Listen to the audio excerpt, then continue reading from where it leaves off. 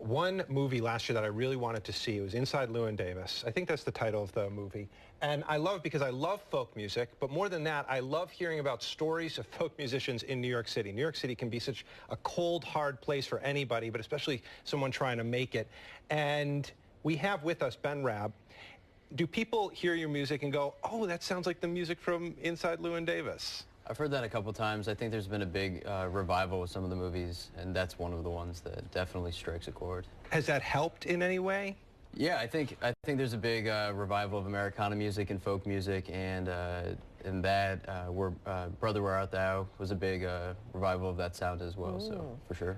That is really cool. Now, you're from the Midwest, you're in New York City, and you almost use the struggle there as inspiration for your music.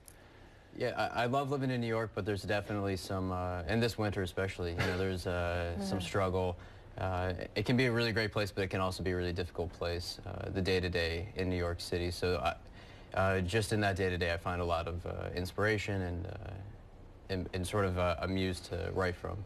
You know, it fascinates me because I could never do what you guys do, come up with original tunes, and it fascinates me, the whole process. Once you were in New York, you went to a writer's circle, and that, you said, just really got the juices flowing too? Yeah, that sort of, it got the ball rolling with writing. The writer's circle, you're supposed to write every week and bring in a new song. So it kept having, it was a push for me to be able to write every week and bring in new songs and try to escalate what I was doing and really craft my sound and find my voice. Yeah. Now, you do a lot of finger picking, it sounds like. I do, yes. That must have been difficult to kind of perfect, and plus you have so many greats who have gone before you who do that so well. Everybody has their own finger picking, everybody has their own sound. I can't do what a lot of those guys do. I sort of follow my ear and my hand follows that, so that's my method. Is a lot of your talent self-taught?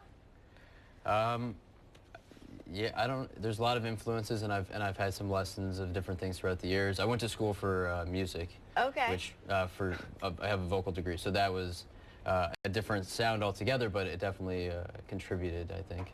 Yeah, so you're traveling here, you're in Rochester. Where are you playing when you're here? I'm playing at Boulder Coffee Co. I'm playing tomorrow at 8 o'clock.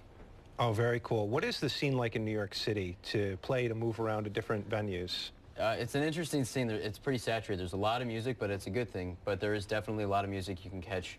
Go to a number of venues and catch good music every single night. And bands are multiple bands a night usually. So you walk in and you catch someone the next hour, someone else the next hour, on and on. If you're going to perform about, what, 15 minutes or so from now, but your website's impressive. It has a lot of your work up there. People are wondering, you know, hey, I'm looking for something to do on Saturday night, and I want to check this guy out. That website is a good place to go. What are you going to be playing for us this morning? I'm going to be playing a song off my new EP. The EP is Until It's Gone, and the song is On the Fence. Okay. What I thought was impressive about the EP is I was expecting, which I wouldn't have been disappointed with, is just you and a guitar, but you had a lot behind you. Sure, yeah. The EP is a fully produced sound, and it's with the full band. In New York City, I play with the full band. On the road, I do a solo show. Okay. So a little bit different, but I like that, sort of a stripped-down acoustic feel for road shows. Yes, we'll be able to sit right here and play for us about 8:48, I guess. I can't quite see the clock. So stick tight for that. We're going to say thank you for talking with us. Performance coming up. We're going to take a break. And we're going to have the latest on local headlines. And I'm sorry, we're not even there yet. I'm ahead of myself. We will have the headlines. We're going to talk more about some things coming up this weekend with Esposito, Sandy, and Chris.